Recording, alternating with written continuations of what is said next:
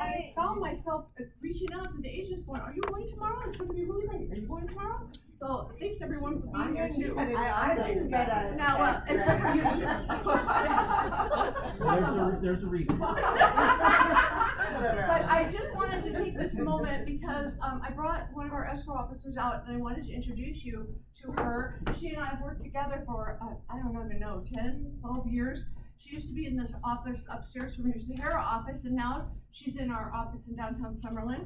This is Priscilla Perkins, and I like to call her Miss Pris, but she answers to almost everything.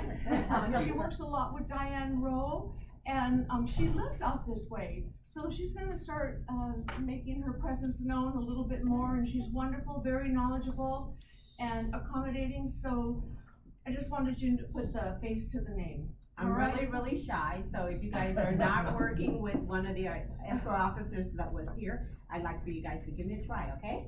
And I'll be here through the whole class, all right? Oh, okay. I'm glad you're gonna be here, Priscilla, in case I have any questions. I have an All right. unsolicited Thank you testimonial for- too. Priscilla is one of the best in the business. She gets she does awesome work. Thank you. The last one is from Jane. That's all right. Awesome. Thank you for that, sweetheart. All right. Plug there. Okay, so we're gonna get started, and this panel is about seller concessions. When we first decided to put this together, our market was in a little different place, and now it has changed a little bit, but seller concessions are still out there. So we need to understand what we can and what we can't ask for or get away with. So of course, you all know Melissa, and you all know Sharon, and you all know James from TC, and Jill from, Jill I think from a lot Title of Debbie. and Nora from American Home Shield. These folks are the people that are involved in our transactions, okay? They have the answers when we have the questions. So go to the source. Don't be afraid to reach out and ask questions. Can we just do, a lot of people don't know James, if they're newer, We so if love we could James. just do an introduction to James and his role, for the newer agents who may not have experienced him yet. All right, so James, stand up. Let's embarrass you. All right.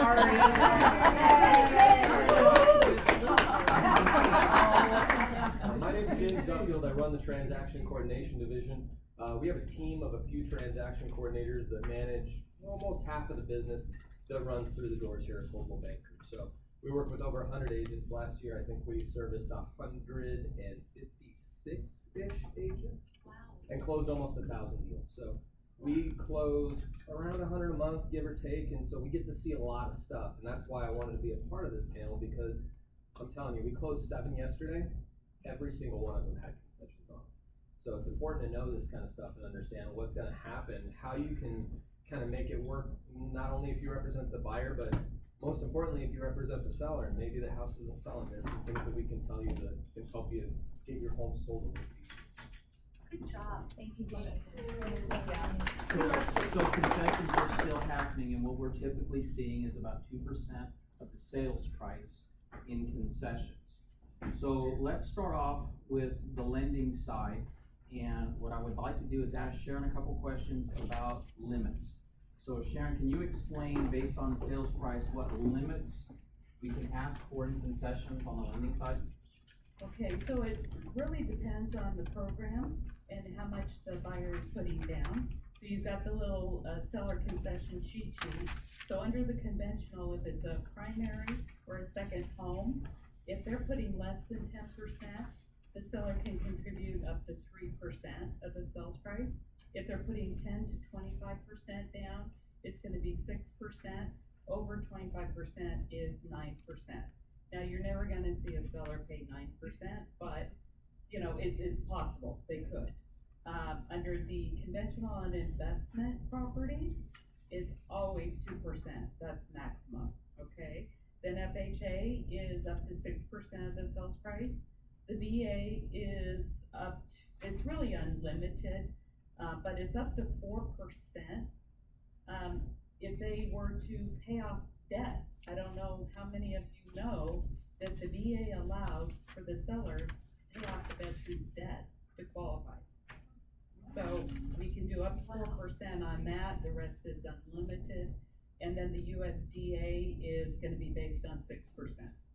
Can I add something to that? Absolutely.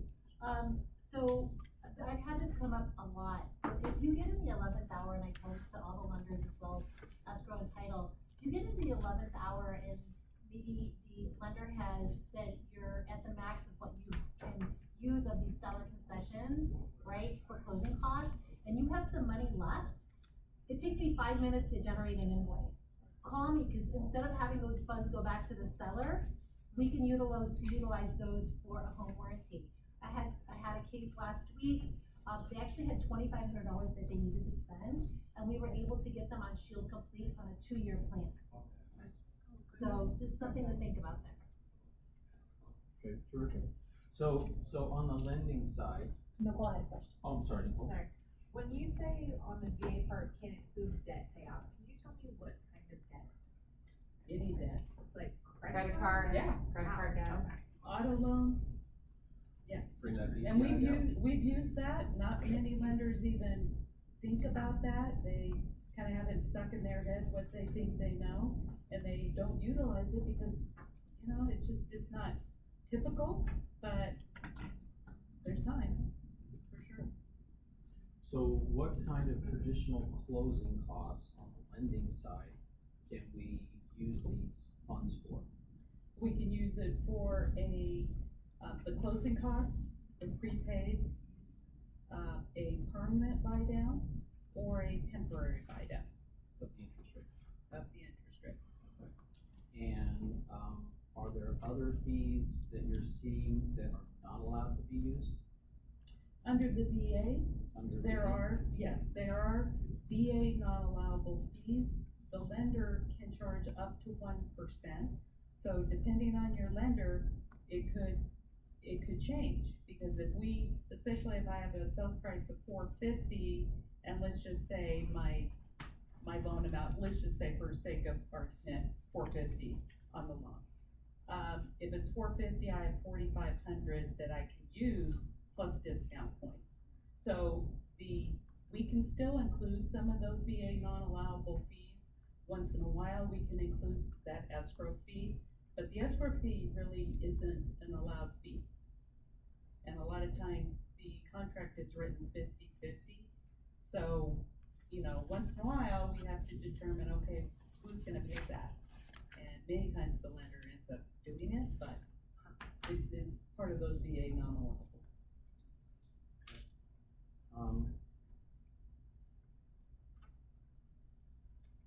So as we're moving forward, let me ask Jill, on the escrow side, when a seller has agreed to pay closing costs towards the seller, what are you seeing typically on escrow that they are offering to pay for? I'm pretty sure, we'll ask Priscilla, why don't you answer that? Well, are you saying like what fees they typically ask in addition to the closing costs? The home warranty, a lot of times the sellers will pay the, home warranty in addition to closing costs. The pest inspection when it's a VA, and, those are typically the only additional costs that they'll pay. But I will say, what we do see, and what we have to be careful of, is, for instance, I mean, the seller obviously can pay for, most of our closing costs in the transaction.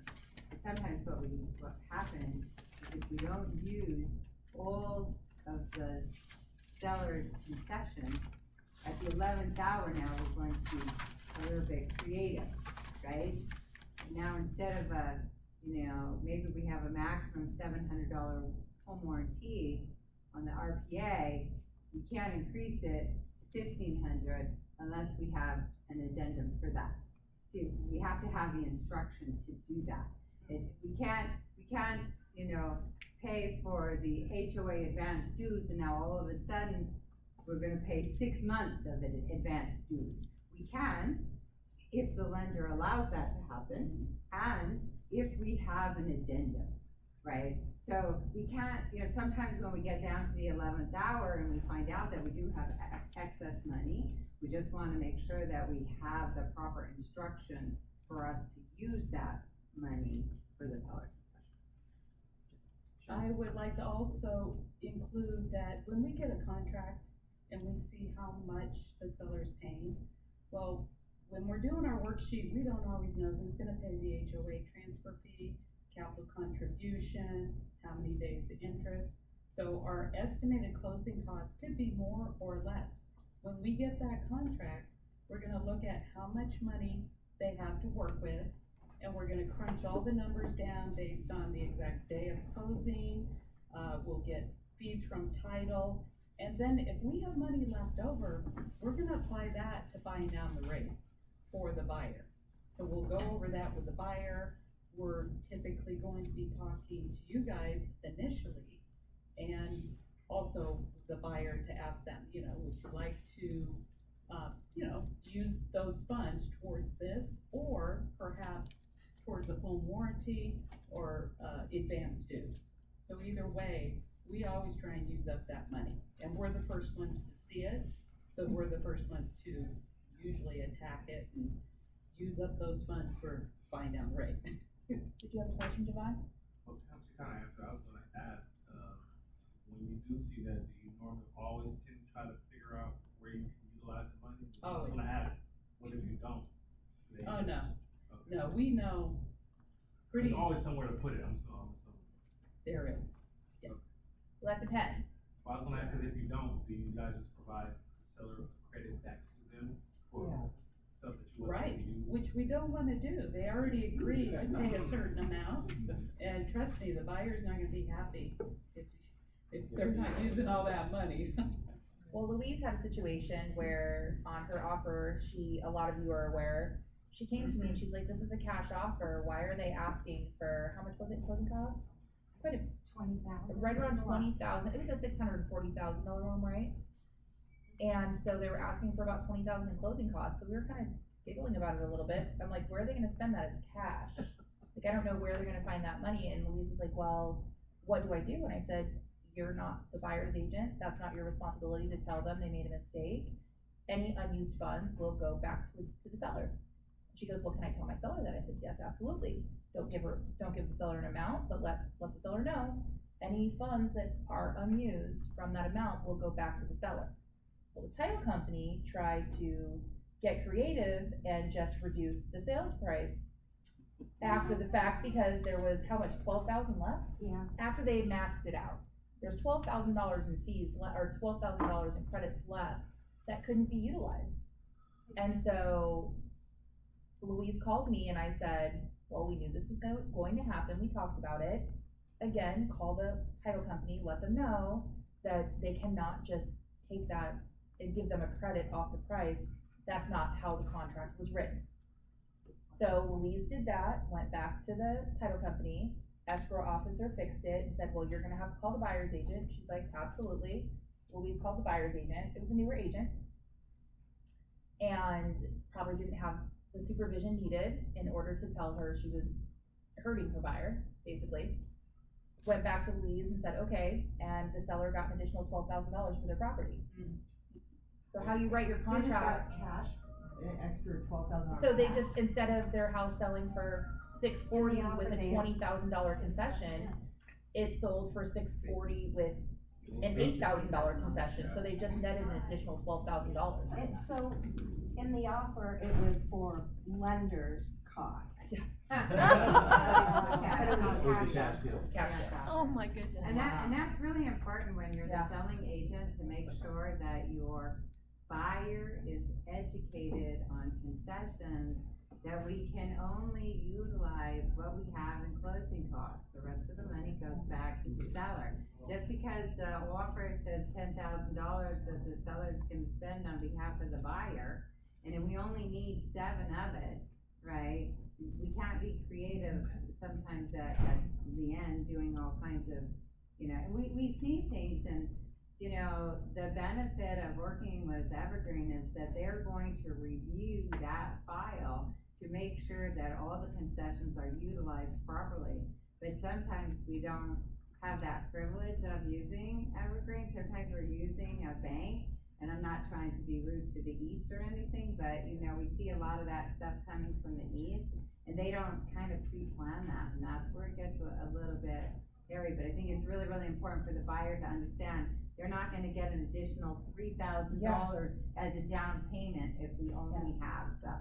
And very important for the agent, representing the client to know as well, because that could very well fall back on you as an agent if you were to write an uneducated offer like that, asking for lender fees when it's a cash transaction, and then obviously preparing your buyer, hey, buyer, by the way, you're going to be getting this amount of money from the seller, and then having to go back and explain to them, yeah, well, we left $12,000 on the table, so sorry. Who do you think that that's a reflection of? By the way, EMD is non-refundable now, so, sorry. How could if that buyer's agent wrote that offer better to get all of that money? I mean. What she could have done is, it should have never been in the closing cost lender fees section. I mean, only because there's no lender fees, so it can be very misleading. What I would have done is an additional term, sorry, did I just step over that, James? No, Okay. you're What I would have done is, in additional terms, written something in there as seller to contribute X amount of dollars to buyer's closing costs and any other fees associated with the transaction, any additional funds to be applied towards the final purchase price. That way, it was completely covered. Do you agree with that? 100%. Okay. You nailed it. I think that if there is gonna be a gap in between what the closing costs are from the transaction, you need to say where those are gonna go. Otherwise, you're in the 11th hour and you're trying to create an addendum and you're not in a position of power. And nobody wants to do an addendum at the 11th hour for money. Especially when the seller has to agree to it. Cause somebody's gonna get less, somebody's gonna pay more. Yeah. I know you're moving and all, but can you just sign this addendum for me? It's only $12,000, that's it. I wanted to ask something, would that be one good reason to explain why it's important which escrow company you work with? Because as soon as you said what was you attempted to do, I can tell you right now, that wasn't Tycor. It was not Tycor, no. No, it Right. wasn't, it was the buyer's agent's brokerage's title company. And this was during a time where it was, On the we East were Coast. really Well, just, they're here. we were really just wanting offers, so Oh, no. we weren't in that power I position that we're a understand. little bit more now, but yeah, But I'm just saying that, yeah, you know, some you're absolutely people, right. the first thing they think is like, oh, you're all the same.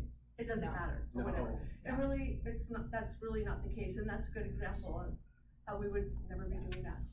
I just saw all the blood drain from Jill's face. I know, I was honestly really shocked that they went ahead and just did that, because they sent the settlement statement that way, with no addendum, My God. even referencing that, and Louise called me, like, in a panic, and I was like, don't worry, it's okay. Yeah, I was like, It's a good catch. it's completely okay, don't worry about it. Let's just go back to them and explain, you know, you're here to follow the contract, and the contract does not state what you're doing here. And once Louise was able to contact them and say that, it was immediately rectified. But yeah, again, that's on them, that's not on her, and I told her that. I said, you do not have to be the buyer's agent when you're the listing agent. It's their responsibility to do things the right way. So we've brought up addendums and getting the information back and forth. James, would you like to touch on how important the addendums are and how fast we should be using these addendums? And who should these addendums be going to? Sure. When we're in escrow, what's funny is, Jill and I were just having this conversation, we're seeing a lot of transactions that are coming with a concession on the purchase agreement.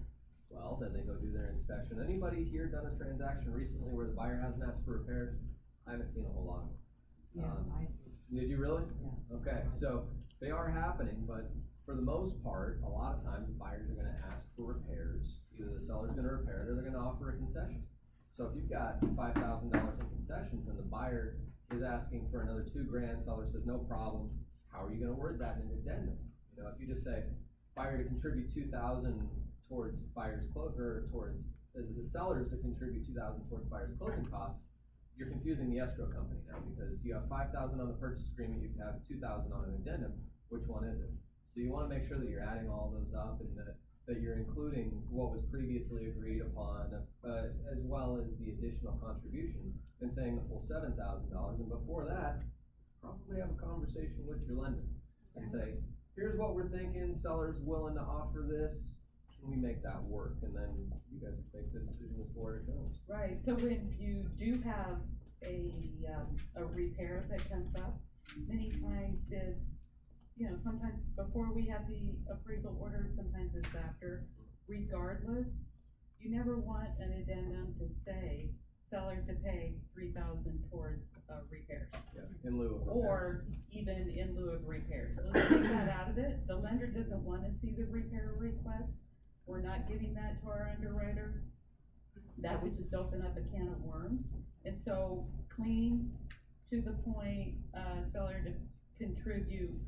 And if there's already some seller concession, like he was mentioning, you wanna say to contribute like an additional 3,000 plus X amount total to equal such and such. So that it's completely spelled out, but always just do it towards closing costs. And we're gonna be going over this tomorrow during group shadowing, cause it's so funny that led into that, but that's what our group shadowing session tomorrow is for the home inspection and repair request. So if I had a copy of the contract, that'd be great too, so I can add that in. And the only other thing I'd like to say is when you are saying, say they're saying, to contribute an additional $2,000 towards, the closing costs and or, lender fees, not to exceed the total of $7,000. That way, it's cut and dry, it says not to exceed, it's all there in black and white, just really kind of sealing the deal at the very end of that addendum so that there is no ambiguity in it. And then making sure that all parties receive the addendum. Yes. Make sure that not only does James have it, that title has it, that the lender has the proper addendum, so that everyone is on the same page. The last thing you need is the closing statement getting prepared, and someone forgot to tell title there's another $2,000 that they're able to use for closing costs. Because with the request for repairs, a lot of times they will try to utilize that as the addendum. Well, the problem with that is title cannot make that modification, nor can the lender, without seeing a copy of that, and if they're sending that over, that could possibly prevent them from getting their loan. And I had an instance at the previous company I worked at where we were dealing with a $1,500 credit that nobody bothered to submit to title and did not do it in an additional addendum. And the seller's like, sorry, not my problem. Nobody bothered to do it. I'm not giving you the money now. And the buyer lost the credit. So you have to be very careful, just to reiterate, making sure all parties are getting the proper addendum, and always see Alan and myself just to confirm that you've gotten it submitted the right way. So we don't end up in a situation, the agent in that instance paid the $1,500 out of her commission. So then this goes back to how we started our session with limits. So if we have limits on the loan of how much we can use towards those closing costs, what are our other options with those funds? Other than what I'd mentioned, it could be towards closing costs, prepaid items, the HOA dues, the upfront dues even. The buy downs are going to be specific, so you do have to include certain verbiage. If it's going to go towards discount points, then it should be written that way. The seller agrees to pay X amount towards buyer's closing costs, prepaid items, and or discount points. If it's a temporary buy down, which would be like the 3-2-1 buy down or the 2-1 buy down, those have specific verbiage. The monies are actually paid to the lender because that money is set up in like an escrow account, and it is paying that additional payment every month. It's a subsidy. So the seller can pay those funds. Typically it's about 2.25% to do a 2-1 buy down. However, and that's of the loan amount. However, if you come across a situation where you're writing the contract, the buyer wants the seller to pay the 2-1 buy down, talk to me. I will email you the verbiage, because it does have to be specific and it has to specify exactly the dollar amount in which they're paying. So we'll fine tune all of that. There will be one way you will lump sum it initially, because you don't know what kind of negotiations might happen in between. And then to finalize it, you'll definitely wanna talk to us again, and we'll say, okay, here's the exact verbiage for that new addendum, now that we have the contract and all parties have agreed to a specific second that. So So we just had one yesterday, actually. So you should know. if we have a transaction, we conduct a home inspection, and we find out there are some items that need to be fixed, the seller's not in a position to correct them, we now have additional funds, we're concerned that we're at our limits on the lending side, I think it would be a good idea to then look at the contract, did we ask for a home warranty? So maybe at that point, we can use those funds to pay for a home warranty and get that put in place. Alan, if I can interject something too, we can do a withhold for a repair item. So if the money can be put there after closing for, let's just say it's not considered a concession then, if it is a repair item. So if there is something that needs to be done and it has to be done after closing, we can withhold the funds in escrow and get the repair done. Okay? Another And option? you're talking about holding those to title? Yes. Okay, so let's talk about withhold. Thank you. Sometimes we hold them too. Great job, Melissa. Did I open up a whole new No, can of thank you so much for leading into this. This truly is a class all in itself. So, we do withholds, and the withholds are absolutely a nightmare for any title company. Because what happens is when we're indicating for the withhold, we're not indicating specifics, right? So how much is the withhold? How long are we holding it for? And what is the release mechanism, right? Because remember, when everybody is closing, everybody is happy. People are happy, okay? Post-closing, they either hate each other or they all have amnesia, right? So we need a release mechanism. So if it is a repair, right, that has been authorized by the lender, we still need a release mechanism. And if the lender is going to be allowing for that release, that could be the release mechanism, right? Upon lender's approval to release, then we're good to go. That means we have to have something in writing from the lender. But sometimes, let's just take that lender out of it, a lot of times we're doing a withhold for the fixing of the 5 toilets in the house, right? And then we don't put a release mechanism, and, the buyer isn't happy with the bathroom countertop, not the toilet, but he doesn't allow it to be released, because remember, we cannot act without mutual instructions. So there has to be some kind of a release mechanism, right? That we're gonna release it based on mutual instructions from the buyer and the seller is my least favorite, right? Because remember, they don't like each other after closing, and then before you know it, I'm holding $800, times, 250 files, or whatever the case may be, and I can't get them released, and I just hold and hold and hold and hold. So when we're doing those withholds for those repairs, let's just keep that in mind. The ones that we love the most are the ones that are regulated by the lender, and they're our release mechanism. That is like a beautiful thing. So how detailed in an addendum would you like to see a specific company, a specific amount, a specific time frame? Yeah, I mean, as specific as it possibly can get, we do have automatic release mechanisms. It's mine. We figured it out. A jig. It's a jill jig.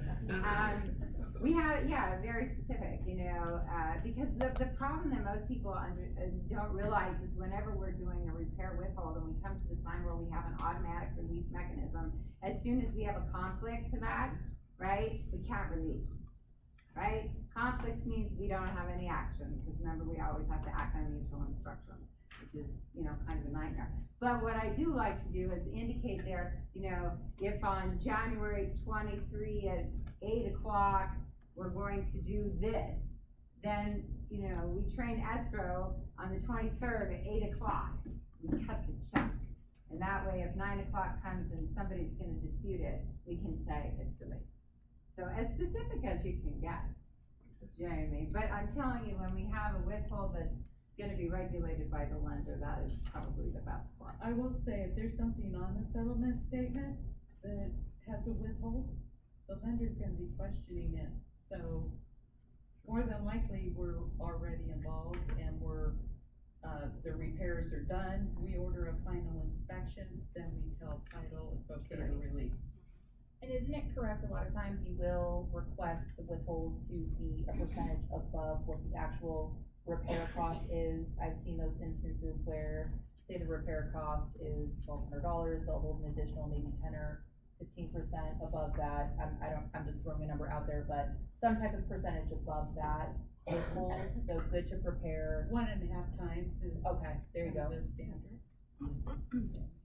Cause we do have regulated withholds by the lender, and I'm not gonna speak on the lender side of the detail of it, but for, you know, maybe some landscaping, or think maybe the buyer's gonna include their pool. There's a pool withhold, Or what, yeah. yeah, pool withhold, I mean, those are things, but those are regulated by the lender, so those are easy for us. So in our purchase agreement, when we are asking for closing costs, there are two boxes. One for including and one for excluding when it comes to loan parameters. Do we see a problem if we are including or excluding? Are you talking to me or to James? Well, James is nodding his head, so if you wanna take it, James. I don't see any issue with it at all. You know, honestly, a concession's a concession to me, but from a lender's perspective, It is different. yeah, it's quite different. Okay, so back in the day, FHA as well as VA had costs that the buyer could not pay, the buyer and or veteran. So now FHA allows the buyer to pay all the fees, so there's really nothing under FHA guidelines that requires the seller to pay on the buyer's behalf. Under the VA, that's where that box comes in to play, and so it would be X amount if it's including any program required costs. That would be the VA non-allowable, so if you're asking for 5,000 plus all the VA non-allowables, it could be probably another $3,000. So it definitely will be an advantage to the veteran and or the buyer. However, most of the time, to make it very clean, I would put in there to include, not to include or not to include. So if you're not including it, that's in addition, to include it is covering everything. So the seller has a better idea as to exactly how much they are agreeing to. Otherwise, it's kind of up in the air. And if I could just add something, when you're getting an offer on your listing, it's incredibly important to pay attention to that box. Because on the buy side, okay, great, you say excluding costs and they get more money, fantastic, right, for your buyer. But for your seller, if you did not counter back that, if they put on there excluding, that means there could possibly be additional fees that are unknown. We never want that. We never want a contract with unknown fees. So, and your seller's not going to like it when they're like, well, I said I'm only contributing 5,000. Why am I now contributing 8,000? Who do you think they're going to be upset with?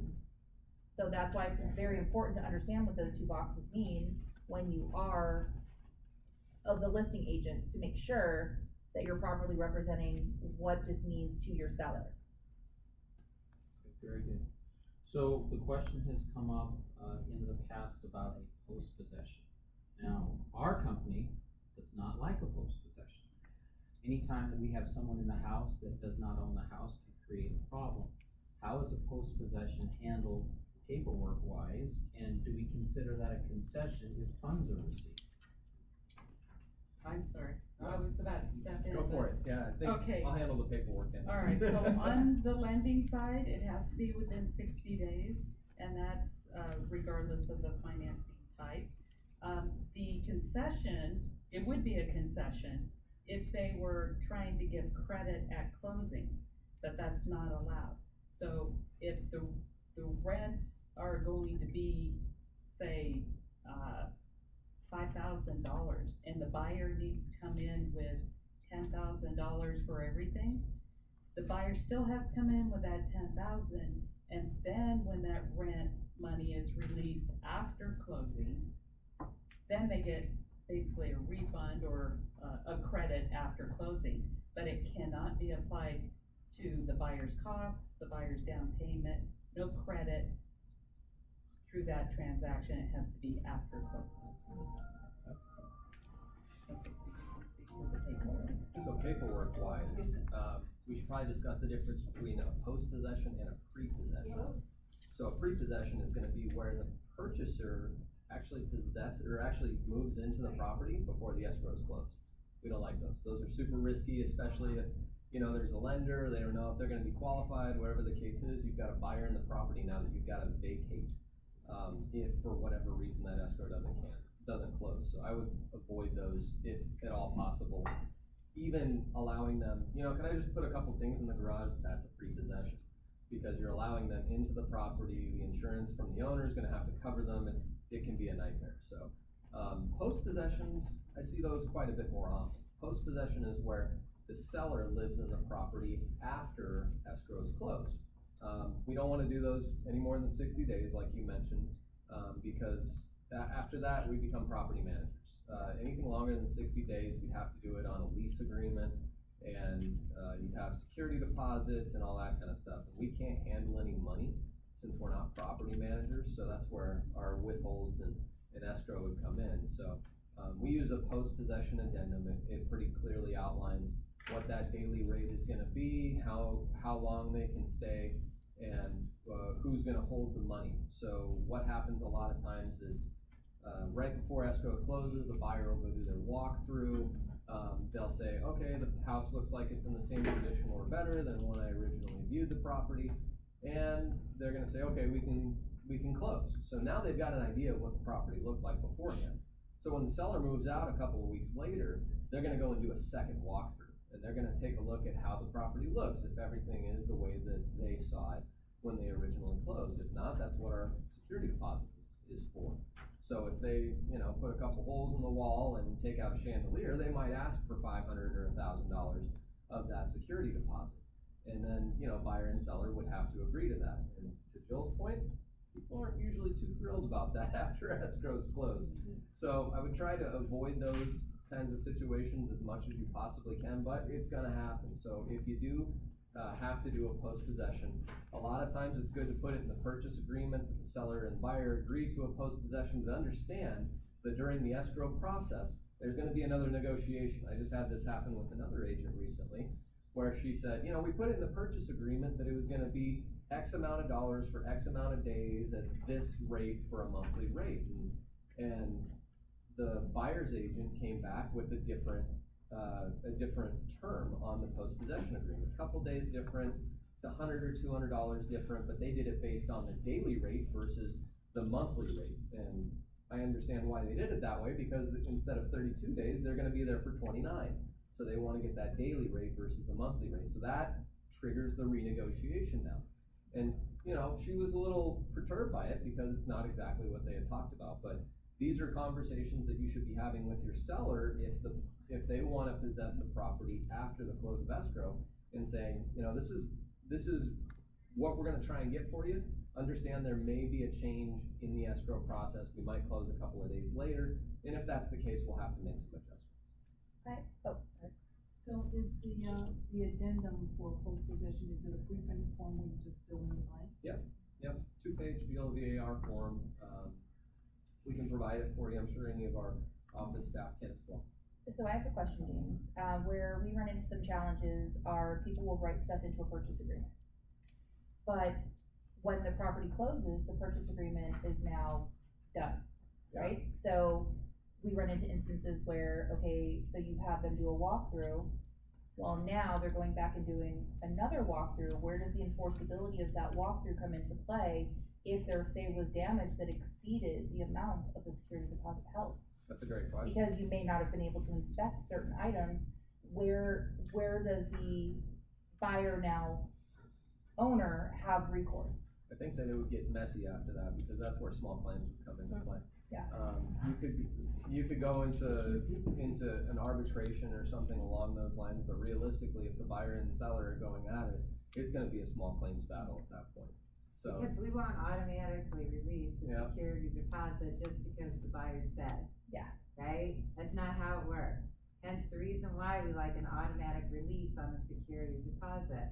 all right? This day, at this time, we're gonna release it. If we don't hear from the buyer, we release, right? That's, we like to have it, because we have so many security deposits right now that are in dispute. It's like almost a full-time job for somebody, you know, to have to go over there and trying to get everybody to negotiate.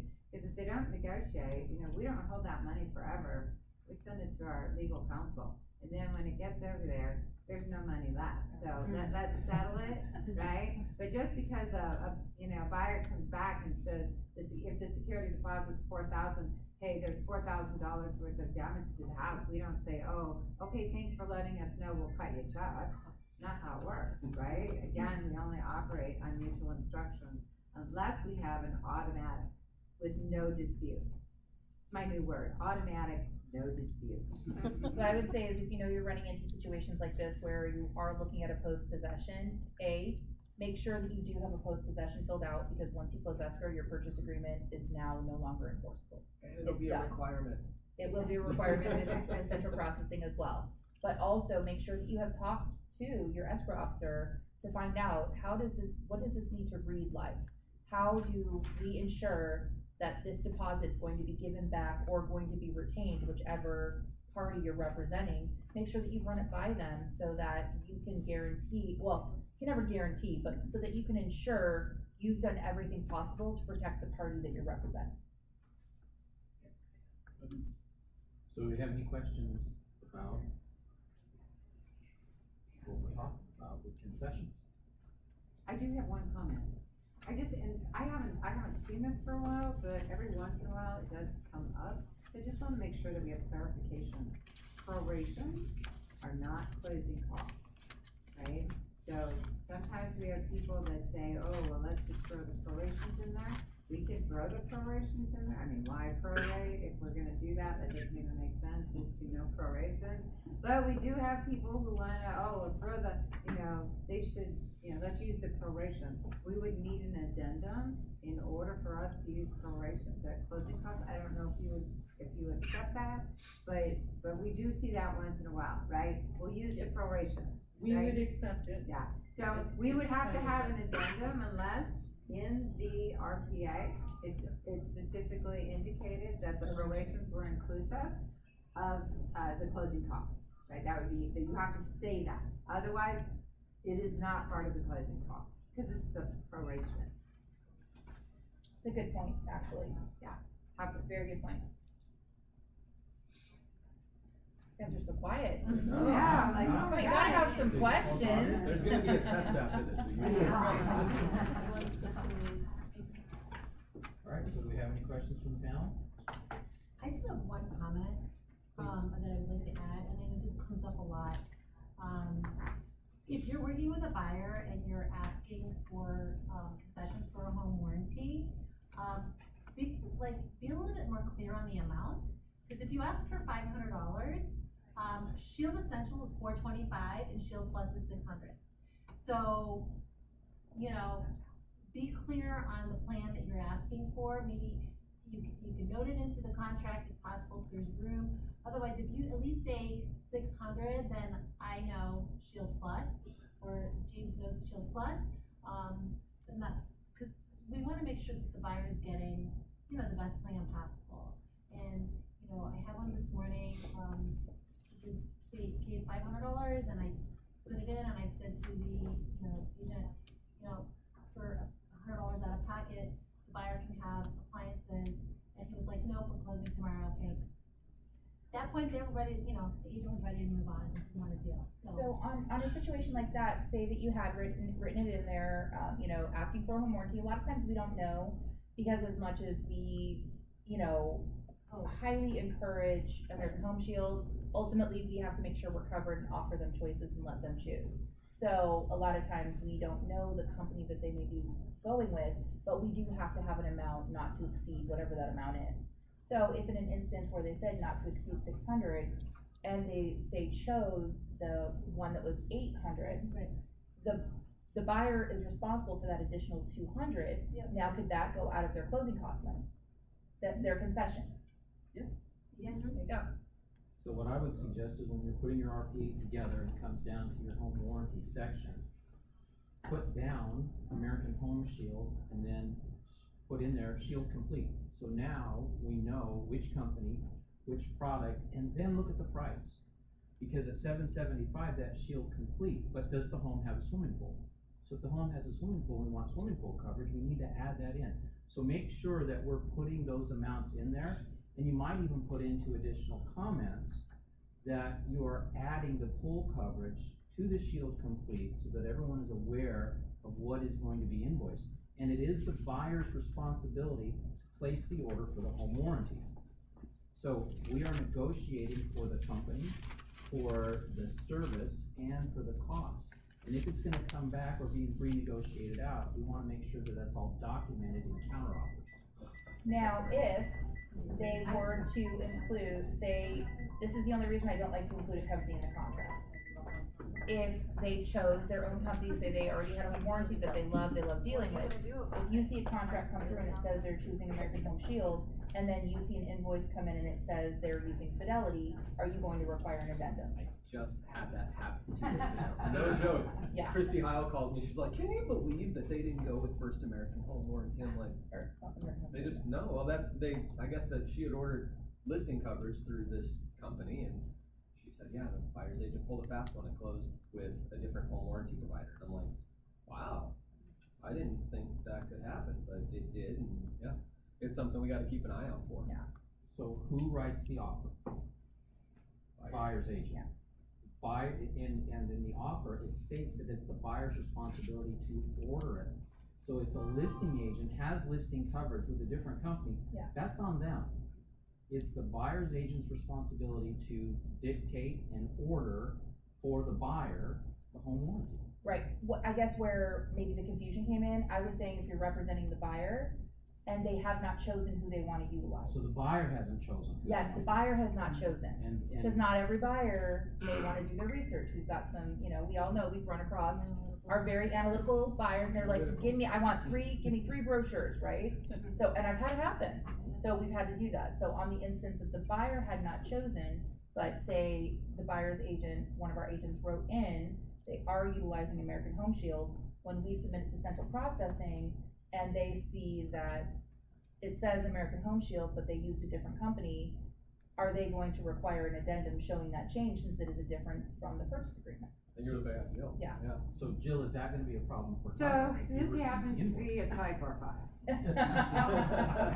That one sounds I don't know the one.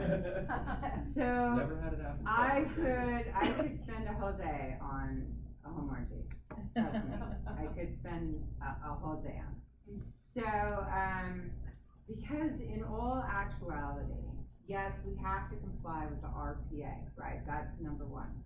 Number two, from a title standpoint, it's a courtesy for us to collect and pay, right? So I can't really be responsible, although everybody wants us to be responsible for everything. I agree, it is the buyer's selection for the home warranty, so on this particular one, actually, we didn't know that listing agent had Have the listing. right, we didn't know that, how would we know that, unless somebody tells us, like, when we have somebody that's dead on the file that's the seller, how do I know unless you tell me, right, I don't know that they're dead. Well, we I didn't order the listing coverage either, so I had we no didn't clue. know that, right? So when we got the invoice for the home warranty from another company, we are just assuming it's buyer initiated, right? Because a home warranty is buyer's choice. Now, I would agree that the escrow officer probably needed to see the difference, right? And say, oh golly gee whiz, maybe I need to confirm that, but at the same time, it's not the listing agent who directs that. So you can see that this, right, is just a whole mouthful That was of an stuff, interesting one. right? It doesn't happen every day, but I know honesty, because I, live escrow every day, sometimes there's just not the right answer, right? Because there's a lot of things that are all over the place. So, should we brought attention to it? Yes, we should have brought attention to it. Would I have required an addendum? I would not have. If I got to the bottom line, I probably wouldn't. cause I know it is the buyer's selection. Yeah, and for me, it was more so would central processing require one, since it didn't match the contract. Yeah, I don't know if they would, if I'm being honest, yeah, it's one of those things to where, to her point, it is the buyer's choice, however, with the contract stating one company and then the buyer going with another, puts them in a breach of It contract. does, What's yeah. the price the same? Yeah, the price was the same, so it was the same concession. However, the agent just wanted those dollars to go to this home warranty company because they provided seller coverage. Could a home warranty hold up a closing? Like, my buyer said they wanted a home warranty, but they haven't selected anything and it's closing next week. Here's what happens with the home warranty. Okay, here's what happens with home warranty. You know, for whatever reason, and I don't really know, I think, you know, maybe it is because it's a courtesy, I'm not really sure, but, and I know that Priscilla will agree with me, you know, home warranties are one of the last invoices that we receive at closing, and most of the time we receive it post-closing. And if the seller has only agreed to pay $500, and the buyer has gotten the maximum, you know, coverage from the home warranty company at $600, right? And I've already dispersed the file a week prior.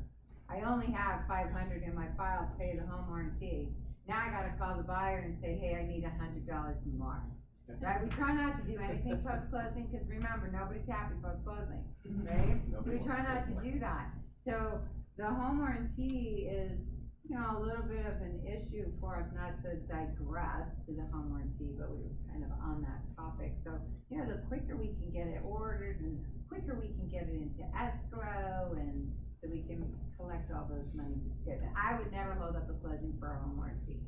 But if you're representing the buyer, please make sure that you're not waiting until the last minute, so that you don't put everyone in that situation where they're trying to balance the file. You know, it's very easily, you've got several time periods during your escrow timeframe where you don't really have a ton going on, right? Lender's doing their thing, you've already done your inspection, everything's been agreed upon, now you're in that limbo period. Well, wow, what a great time to remind them about their homeowner's insurance and their home warranty. Make sure they've got that stuff nailed down, just best practices, so that you don't run into a situation where everybody's scrambling at the end.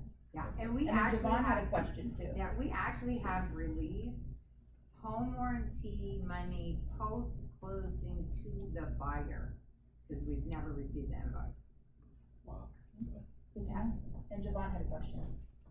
So to eliminate all of that, what do you suggest prior to writing the offer, asking the seller's agent, since you're representing the buyer, asking the seller's agent, do they have listing coverage? And then from asking that, if they do or they don't, then you can ask your buyer, let that one, company be one of the three that you provide them, say, hey, they have listing coverage, would you like to remain with their, home warranty, company, or would you like to pick your own?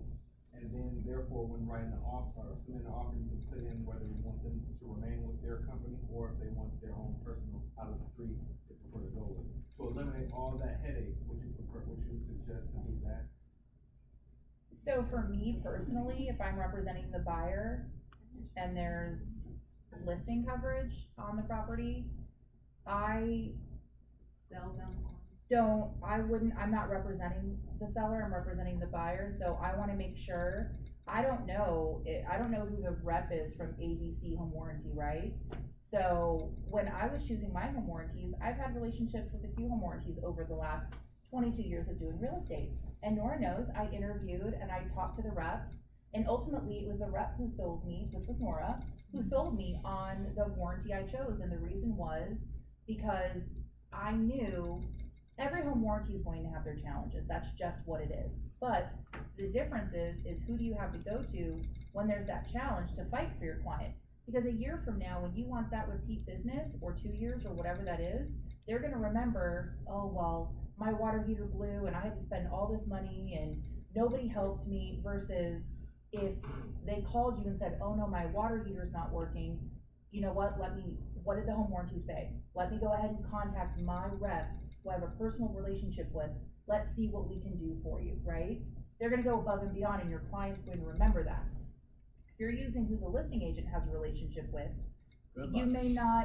may not have that, and that was exactly the instance I ran into where, you know, now that they know that I work with Coldwell Banker Premier Realty and we do have, you know, a relationship with American Home Shield, then I was kind of chopped liver to them, right? Because they didn't feel like they needed to try to earn my business, and that means a lot to me. So ultimately, Nora was the winner. She was probably going to be anyways, but I still wanted to do my due diligence, and that's what some of your clients will want to do as well. And that's when you tell them, look, every home warranty is pretty similar.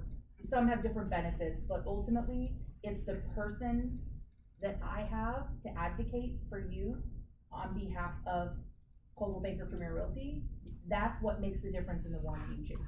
And so when That you is can, so well said. That is. So, Just for clarification, when we're writing that offer, do we write American Home Shield in that? Yeah. Yeah, that's what you want. Yeah. Yeah, I would that's be what clear you on want. Sure. Well, And honestly, You can that's also the write type conversation I letter. have with your clients. If I talk to your clients during a service issue, I let them know, like, hey, Coldwell Banker and, you know, Nicole is a key account for us. It's really important that we, you know, ensure that we try to resolve this in a way that you're satisfied. So they know that, you know, we're all working together for them. Would you write the plan and the amount, or just the amount? I mean, ideally, like, yeah, because you're the one that's Sasha ordering. Fiore, she is the absolute queen of this. Every single transaction that she writes a contract on, she writes out American Home Shield, Shield Complete with full coverage in the exact amount. I mean, it's There's just no clear as day. question. Yeah, and if not, if you're working with the TC department, we're gonna aim to order that home warranty with the invoice and title within 1 week. If it's not clear on the contract, we're gonna bug you. And hey, Okay. who are they going with? What's the amount? What kind of coverage do they want? If you just leave an amount, then we have to order something and get it over to title. So that's gonna be, we don't wanna go over, so we usually go to the next plan down. Right. And then we can always upgrade and move it. You've got, I think, what, 60 days after? Yeah, and you guys know, we do a really good job. I don't know if you guys know, we do a welcome call, and I just found out moving forward, now when we do the welcome call, we actually drop your name. So we say, That's a hey, little name drop. yeah, we're name dropping, because you know, when you buy at home, you get a lot of calls, you get bombarded with everything, and they're like, who are these people? And we Yeah. say, hey, you know, we work with Nicole Sullivan, your agent at Coldwell Banker, and we're just welcoming you to American Home Shield, and we go through the benefits, and if they have one of the lower plans like Shield Plus or Shield Essential, we always try to give them, an incentive to, upgrade, to Shield Complete, maybe schedule their rekey service, their HVAC cleanup, that kind of thing, so. Don't you guys push us to submit 3 to our clients so that they choose, rather than, of course, we would wanna Yeah, of upsell course. American Home Shield, but aren't we supposed to provide our clients with 3 to choose from, cause it's not up to us ultimately? So we have relationships with vendors and we're promoting them. What I say in my buyer orientation is, we work with American Home Shield, I have a relationship with the representative of that company. If there is an issue, she is gonna go to bat for us. You are free to choose any home warranty company that you would like to choose. And that's what I leave it at. If they wanna do their own research, they can. But I wanna bring up one last thing, is that we have the opportunity to review the settlement statement. Okay? You as the agent have the contract, you have the addendums, you have the paperwork. When the title company is getting ready to close, they're gonna send you a copy of the settlement statement. Get your contract out and go through it. Make sure, hey, did we get all the addendums sent to title so they know where we're at with this? People make mistakes. Things can get overlooked. You have that opportunity. Oh, look at the home warranty. I see there's seller coverage being charged to whom? Oh, here's the coverage being charged to the buyer. Verify and make sure this is what you guys are getting paid for. You can bring this to the attention of everyone involved before it becomes an issue. So read those settlement statements. Amen. I see Stacy back there. with her I hand just up. have one thing to say to all the new agents here. Use TC, cause they keep you out of a lot of trouble.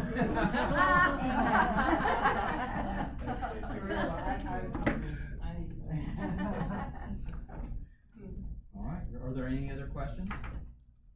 And I believe the TC menu of services is actually in our quick links, correct? It sure is, as a Yes. matter of fact.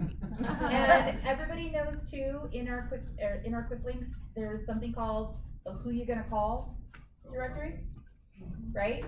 So every time you're like, I don't know who to call, I don't know who to contact, I don't know who this, I don't know who that, we're always happy to answer that question for you, but say we're all with someone and you need an answer, when you click on that, it tells you who's responsible for each department, how to get a hold of them. So make sure that you are utilizing the tools that we've provided for you, so that you do have ease of access to know who to contact depending upon what issue or what question you may have. Yeah, and if you're not sure, feel free to call, email, we'll put you together with who you need to We talk will. to. Thank you. Well, likewise. Thanks, guys.